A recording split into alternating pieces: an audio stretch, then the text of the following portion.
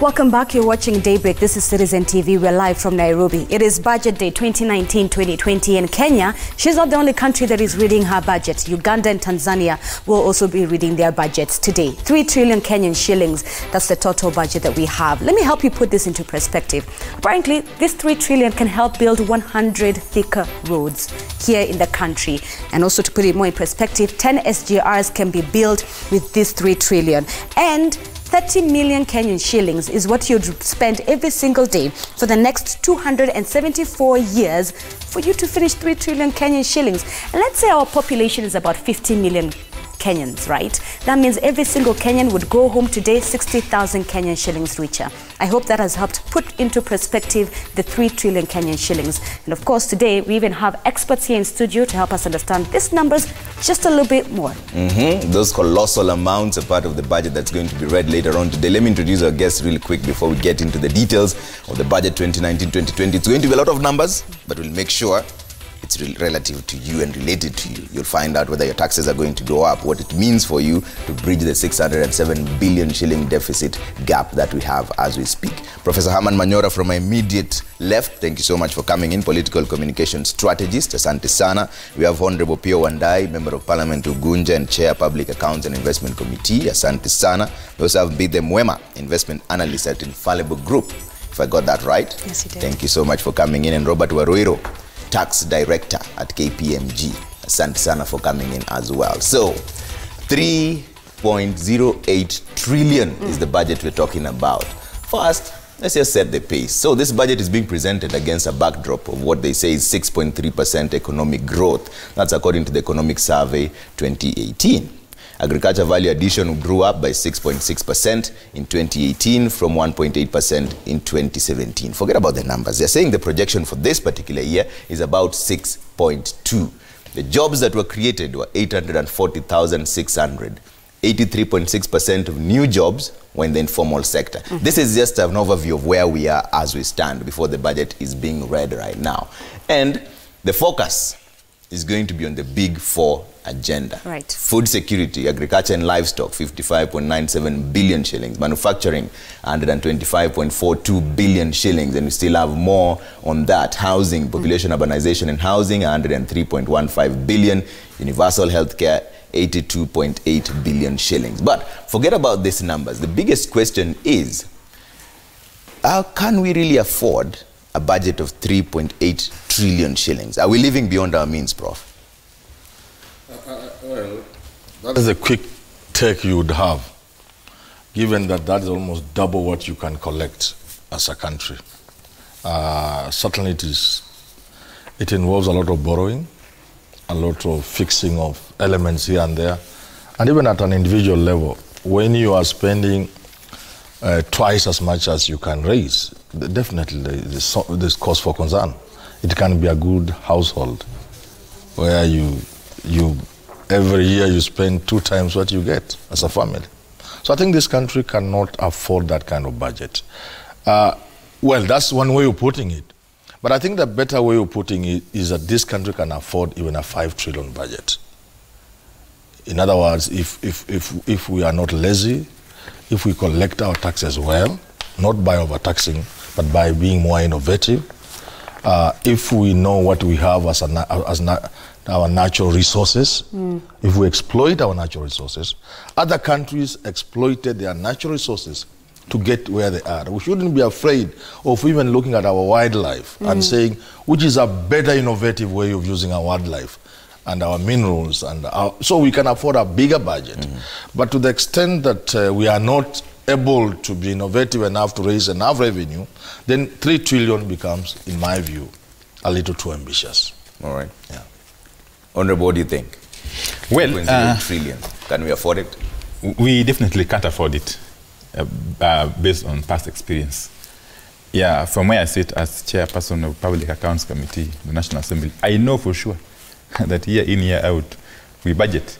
And yet the National Treasury is unable to disburse these funds to the end users on account of the fact that there is no collection of the money by the KRA. So why repeat the same mistake year in, year out? It's like a household budget. You can only spend what you have or what you can get. from somewhere which is known. Yes. But here's a case where we are overly ambitious, and we hope that somehow we shall bridge the deficit. Yeah. And the obvious fact is that we end up getting involved in borrowing, which is unsustainable. Yeah. Okay. All right. Let's hear from you, Mbithe. Thank you for having me on the show, and it's certainly a good panel that we have here. I say we can actually afford this budget as long as our credit lines are not running dry. So the refinancing risk for Kenya is relatively low. It's not a good reason to be able to have such a magnanimous kind of budget, but the fact that there are always people who are able to finance it for you, then in a way we've gotten into the rut where every year we always have a wish list that is more and more ambitious as we go through the years, and it's financing things that we really can't get out of. Because if you look at the contribution in terms of the percentage contributions from the different sectors, a large chunk of this budget is actually going into national government. So there's an element of recurrent expenditure, there's an element of refinancing the debt that we took out over the last 5 years or so. So yes, it's not a very good budget, but as long as we have the refinances and people who are willing to give us debt, then I don't think these numbers are going to come down anytime soon. All right. Robert, where do you stand? This is the biggest budget that we have had ever since independence, the 9th year that KRA has failed to collect the tax. And now we see a deficit of close to 607 billion Kenyan shillings. Where do you stand with this? Well, certainly a very ambitious budget, if you ask me. But what I think is that we have a structural problem in terms of how we look at budgeting in this country. You know, like my colleagues have said, year in, year out, this budget is growing. We've got a significant amount of it that is going into recurrent expenditure. Until we rationalize that expenditure and move more towards development expenditure, we'll have a problem. But look at it this way. We really don't have an option, because you can't stop paying civil servants salaries and focus on development. You'll have a fight on your hands. Right. So certainly it's something that we need to look at long term, and I think the government is actually thinking about taking a long term view about this budgeting. But it's a very, very ambitious budget. Right. Honorable Wandai, there's something I've gotten from both you and Professor, is the fact that the 3 trillion is not the issue. It's the fact that perhaps we are not able as a country to use our resources properly to target that number. Why? Where is that gap missing? Is it our leadership? Is it the resources? Because you look at Kenya as a country, we are along the equator, we have the best weather, our wildlife, the best as well. Kenyans, very hardworking citizens. So why are we not able to live on that 3 trillion? Firstly, I don't think the economy is expanding at the rate which is desirable. That must be understood. And the problem we have with this budget, as I said earlier on, is that most of this money will go towards the recurrent expenditures for the obvious reasons. Okay, and you find that one of the recurrent audit queries that are raised by the Auditor General is that of pending bills. Now, pending bills obviously affect the development aspects of the budget, and therefore the budget is at the end of the day not going to be able to be implemented in a manner that can help us grow the economy. Okay, it's going basically to be consumed by the recurrent elements. Yeah, but ultimately we have to look at our economic model.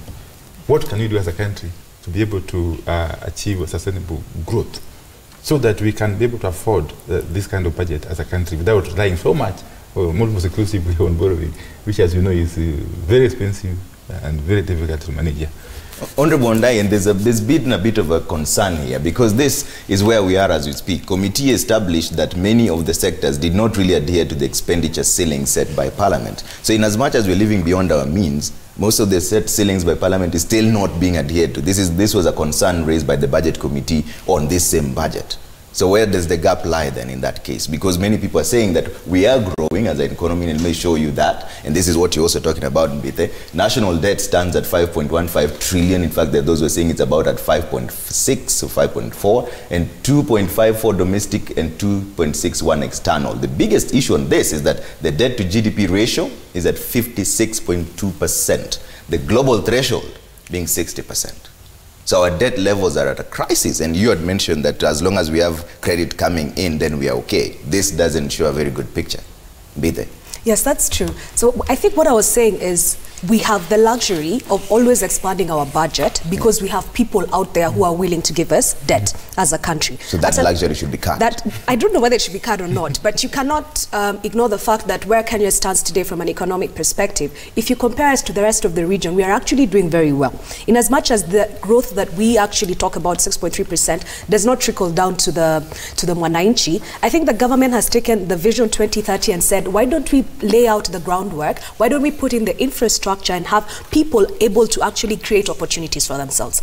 Allow me, Trevor, if you actually go around Kenya today, I mean Nairobi today, the roads that you see today actually allow people to come from where they're living to the roadside and start their businesses. If you go to countries like Nigeria, you really cannot find the kind of road network that we have. You cannot be able to find electricity that's reliable as the electricity we have. You can't find the water that we have. The access to the Vision 2030 and what the government has done, you cannot ignore that. I think the question is then, should we still be going through debt? And as you said before, should we focus on this Big Four agenda, or should we actually stop at this point in time because it's becoming a heavy burden and say, why don't we focus on rationalizing our recurrent expenditure, what we keep saying in terms of fiscal consolidation? So take a breath. We're not saying we will not do these things, but it's important for us to say, let's stop here at this point in time. Let's review what the actual impact of these steps we've taken over the last 10 years is, give people breathing room, and then restart this whole development agenda. Okay.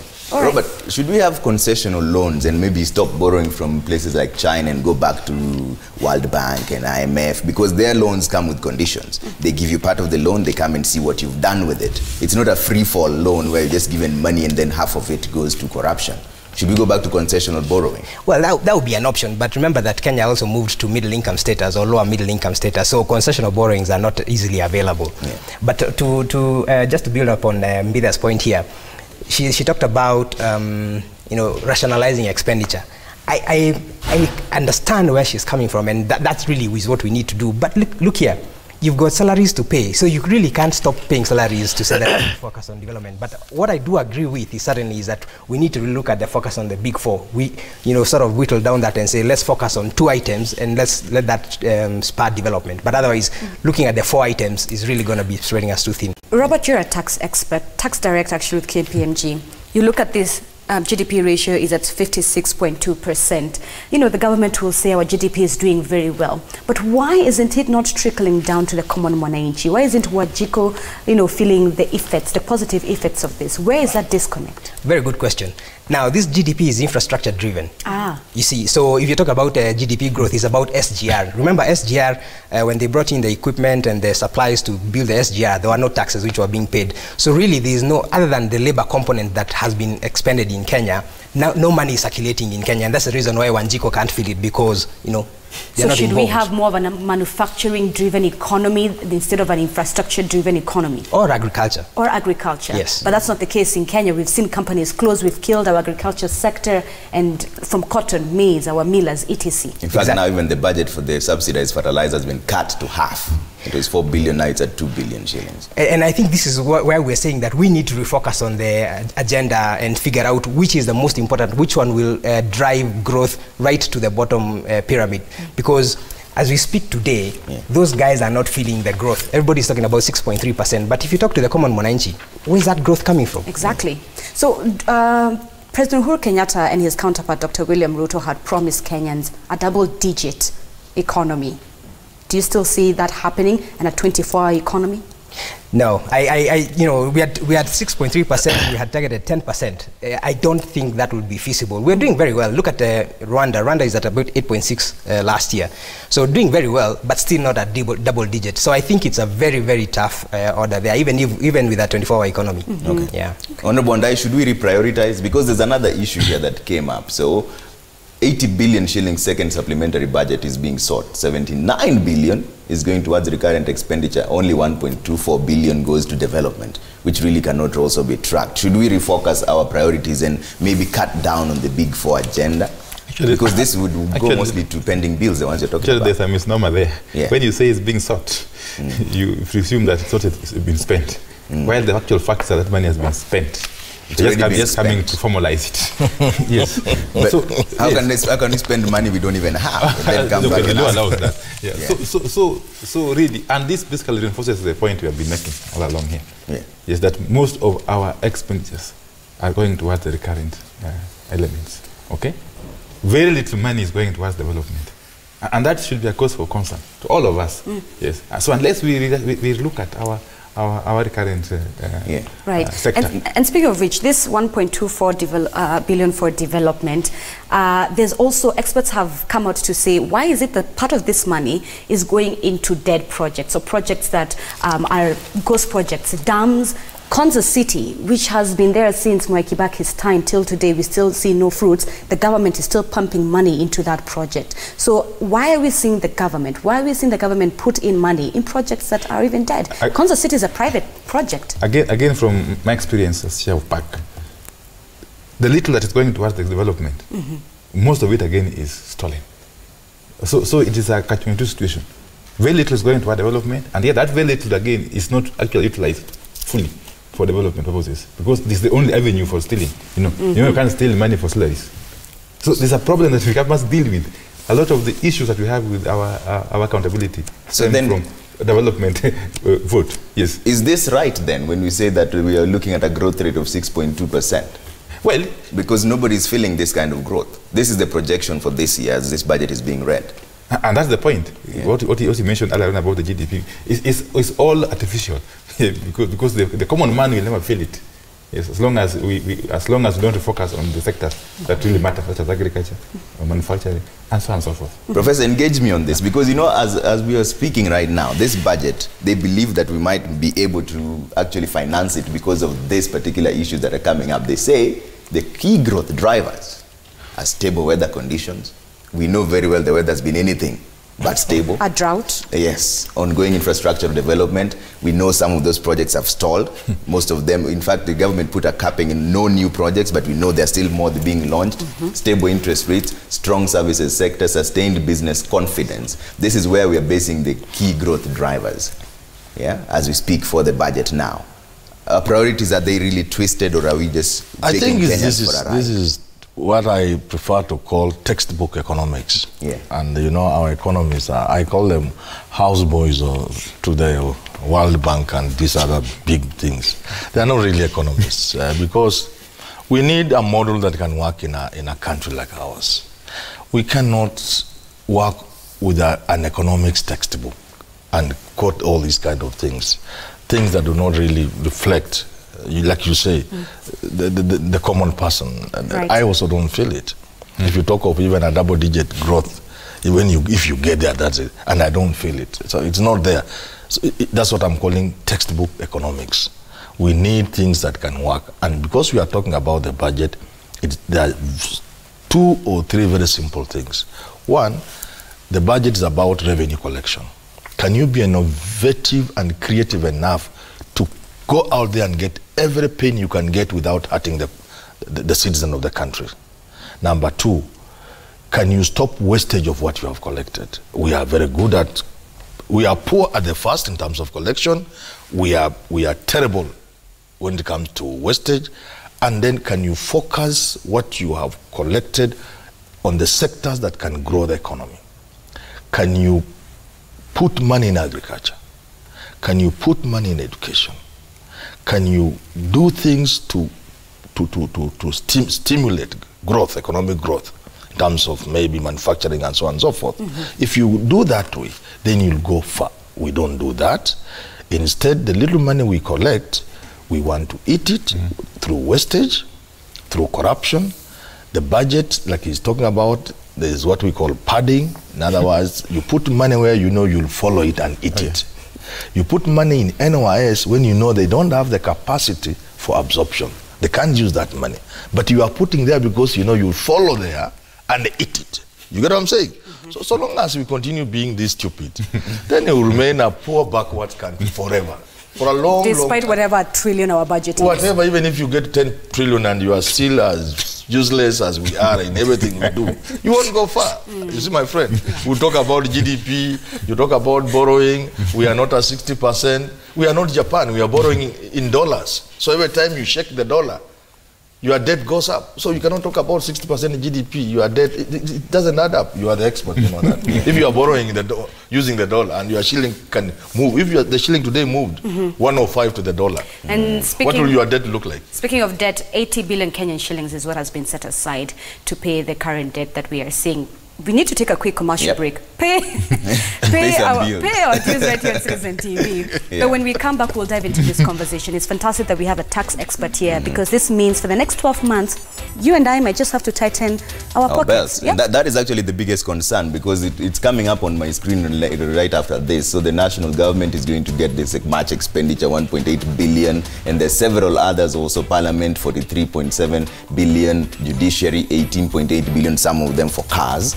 400 million to be specific for cars. And then we have county allocation, they're saying 371. There's a bit of contention on that as well. The Senate and the national government don't seem to agree. Equalization fund, 5.8 billion shillings. But the biggest concern, really, consolidated fund service is 805.8 billion. But now the biggest concern, the deficit. Where is this going to come from? Let's talk about that after the break.